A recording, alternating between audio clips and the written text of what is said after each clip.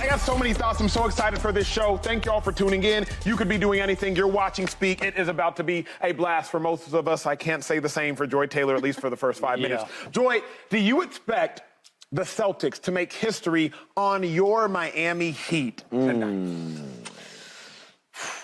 No. Rats off the ship, man. You gotta go. You can't lose faith now. That's right. We ride together. We ride together. We die together. How you gonna end this? Because it ain't Bad Boys right now. 305 for life. Okay, that's fair. That's what it is. Why would I jump now? I already done talked all the cash, you know what? I already done made all the declarations, said there was a code. You know, this was an impossible thing to do. Not impossible, but, you know, someone hasn't done it in 20 years, get to a Game 7. And I got to give the Celtics credit, and I got to give the Heat slack for putting themselves in this situation. But it's Game 7 now. It's anyone's night, and why shouldn't it be the Heat? I feel it. I feel that. I completely disagree, but I feel that. Shady, I expect the Celtics to make history tonight. And the reason I do is almost what we discussed about a week ago today with the Celtics down 3-0. I thought to myself, when the Celtics said, hey, don't let us get one. Came on the show and I said, the first step to winning a series like this is to have a rational confidence. Don't let us get one when you down 3-0. That's irrational. Right. But they got one. And then they got two. And then they got three. And here we are, Game 7. The reason I expect it to happen is because, as I've tried to state, we have seen records be broken at a record pace in sports. I did more digging on it. Wilt Chamberlain, I believe it was 1963, the last time he had 70. Then 15 years later, it was David Thompson who had 70+. Then 16 years later, it was David Robinson who had 70+. But then it was 12 years later when Kobe did it. Then it was 11 years later when Booker did it. Then it was 6 years later when Spidey did it. Then it was 6 weeks later when Dame Lillard did it. We're seeing records be broken at a record pace. I remind you all, Steph Curry after Jason Tatum, it was a 4-week period. Those two players, 50 points in Game 7s, never done before. So, Shady, of course, I expect the Celtics to make history because that's what the modern day sports players are playing sports for. Yeah. Where are you at? You expect Celtics to make history? I think so. History will be made tonight, right? And Boston. I just think that the Celtics, they're finally playing better, right? And I always said that I thought they were the better team. Now they're playing better. So the better team probably should win. To go down 3-0, you know how hard that is to come all the way back? I'm just trying to put myself in, like, the locker room, right? Yeah. I'm just thinking, like, dang, okay. And we're in the playoffs. Every time we play in the playoffs, we're the away team, right? We win. Like, that's so hard to do. And I'm just thinking about, dang, like, the Celtics are really about to do this. It's credit to them, man. I think that history is going to be made tonight. Now, Slick, before I ask you this question, I've been waiting. There's nothing I've been waiting more for in this life than to see Rick. Now, America, I have to remind you why, because Joy tried to tell him. I tried to tell him. Shady tried to tell him. But on Thursday, Slick, I must remind you what you did not take heed to, and instead you chose to say, do we have the tape? Do we have the... How many times have the Miami Heat lost 2 in a row in these playoffs? Since when are the Miami Heat nervous? Man, Jimmy Butler should walk into TD Garden and go, this is my house. All right? Is that what he said? This is my house. Now, Slick, not only did he not walk into TD and win, but then he didn't walk back into the Heat's arena and win, and now he got to walk back into TD again. Joy tried to at least give you some sobriety to your confidence, but you refused. Now look at you. Slick. Now look at you, Game 7. Speak. I'm not even going to talk to you. I'm going to talk to you. I'm the one who said, let's wave that Miami Heat white flag. You did, right? Okay. And they love the whiteout, right? Well, I'm waving a white flag, but it ain't the Miami Heat one. And this is the problem that I have, Joy. I hate giving up on Eric Spoelstra and Jimmy Butler and everything that the Miami Heat have done. But it reminds me of, I don't know if it's a parable or it's just an apocryphal story about the guy it's flooded and he's sitting on his roof and he's like, God, would you please help me, right? And somebody comes by in a boat and he's like, no, God's going to take care of me. And then somebody comes by in a helicopter and no, God's going to take care of me. And then the flood rises and he drowns and he goes to the pearly gates. God, what happened? He goes, dude, I said a boat and I said a helicopter. Right. At this point, the Miami Heat have put up an admirable fight. but I just see it as a matter of attrition. It's not a matter of want to. It's a matter of don't have enough to ultimately get it done. The Boston Celtics depth is coming through. And the idea, I hear Jimmy Butler and Eric Spoelstra and we're going to go up there and we're going to do, we're going to take the fight to them. We're going to find a way to get it done even though we don't know how. I kind of heard that from Jimmy Butler and believed it in going into Game 5. And I heard it going into Game 6. And now it reminds me a little of, I don't know if you guys remember Saving Private Ryan at the very end when Tom Hanks is on the bridge and he's mortally wounded and there's a tank coming and he's got like a pistol and he's just kind of shooting randomly, right?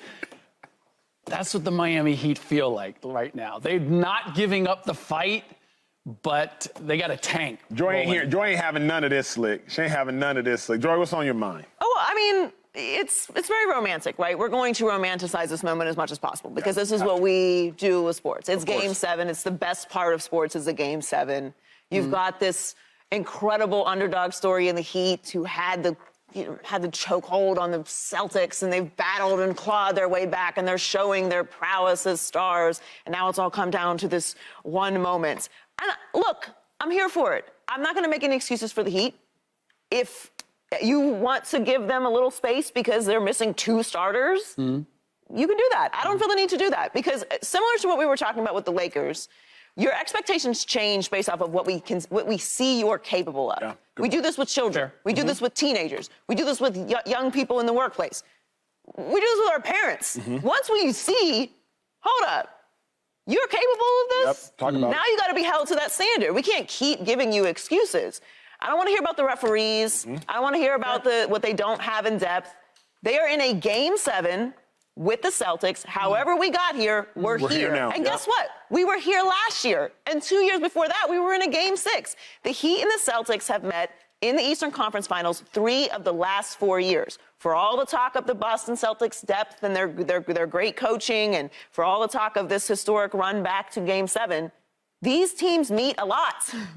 This is a standard. You should actually just pen these two teams in for the Eastern Conference Finals. They've been here 3 of the last 4 years. The Heat have won 1, the Celtics have won 1, and now we're going to find out who wins tonight. But I can't really feel. Listen, trust me, I was mad this weekend. I have had time to calm down, which if you know me, I need a little space. I need a little space when I get hot. You got to give me my space. Don't try and push it. Let me process it. And I don't feel in any way like this is anyone else's fault but the Heat. You played 2 horrible closeout games. This last one was a competitive game, but you blew it in those other 2 games. So it's going to come down to tonight. Shady, I got a question for you, and this might be the most important question of the day, because when I think about these last 3 games, I think mostly about this. Jason Tatum. Jason Tatum was down 3-0 in this series, and everybody was questioning Jason Tatum. Just how much heart does he have? Just how much killer instinct does he have? Think about it versus the Sixers, your Sixers. They were down 3-2. Jason Tatum truly had made no noise.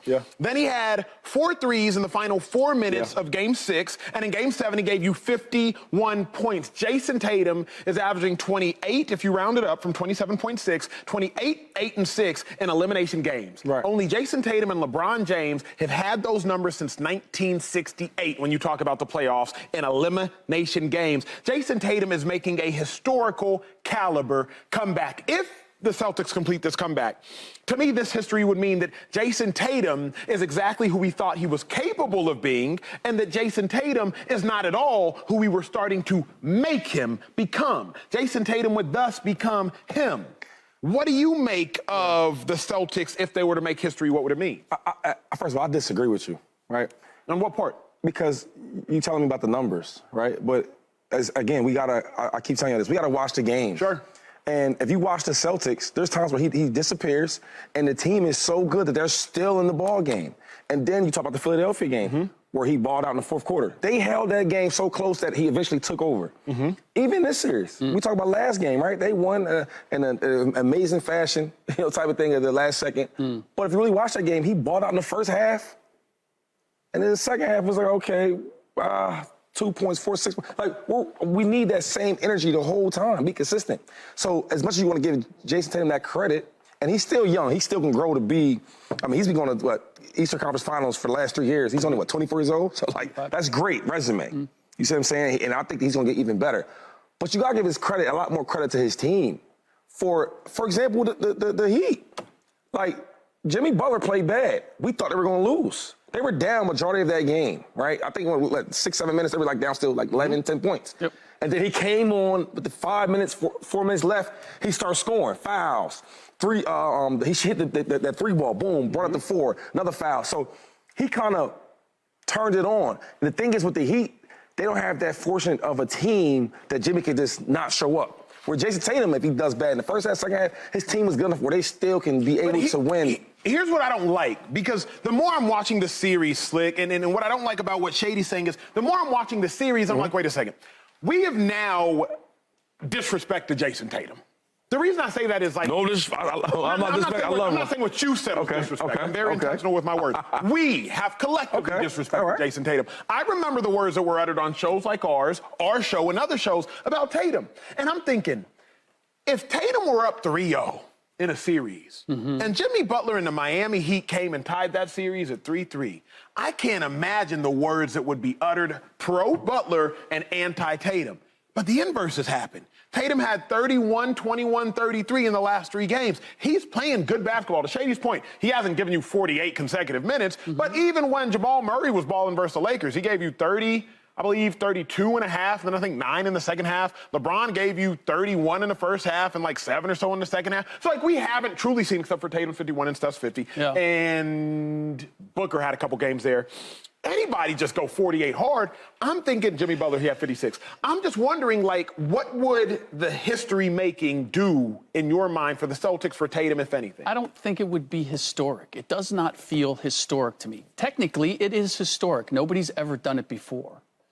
But it's a little bit like you have your kids or significant other, and they make a mess of the kitchen, and then they clean it up. And they go, hey, did you see I cleaned up the kitchen? And I'm like, yeah, because you messed it up. Jason Tatum was a big part of why they went down 3-0. So the fact that you found a way to get back and win the series when you were the higher-seeded team, keep in mind, this is also the first time in history of the 4 teams that have gone to a Game 7 that it was the team with home court advantage that was the team that fell in the 3-0 hole. It's always been the visiting team. Yes. So I also, to Shady's point, like, I respect, even though Jimmy Butler lost Game 6, or the Heat lost Game 6, Jimmy Butler found a way to manufacture points in the fourth quarter to get them there when he couldn't make a shot. Come on now. I want to see that from Jason. I want to see that from Jason Tatum. Like, don't just give me the numbers. We're about to do that whole block. So I'm going to cut you off because I want to hear the rest of your thoughts after this commercial break. Did I jump the gun? When we return, we got to talk about if we're disappointed in Jimmy Butler or not. Subscribe here to get the latest from Speak, and go watch a few segments from our other shows on FS1.